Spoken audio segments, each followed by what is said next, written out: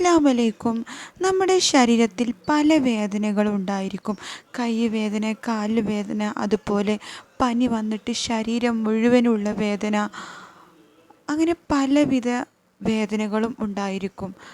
ചിലവർക്ക് വീണിട്ട് അങ്ങനെ ഒരുപാട് ദിവസങ്ങളൊക്കെ കൈയും കാലിനൊക്കെ വേദന വരിക, അവർക്കൊക്കെ ഉപകാരമായ നല്ലൊരു സലാത്താണിത്.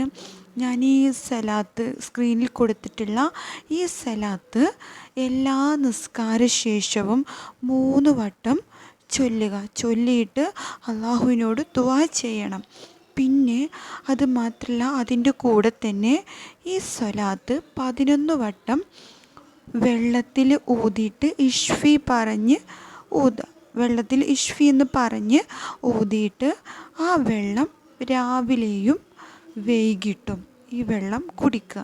അതായത് വെള്ളം കുടിക്കേണ്ട രീതി പറയാം. ആദ്യത്തെ 7 ദിവസം രാവിലെയും വൈകിട്ടും ഈ സ്വലാത്ത് ചൊല്ലിയ വെള്ളം കുടിക്കുക. പിന്നെ ഓട്ടോമാറ്റിക്കായിട്ട് വേദന കുറയും.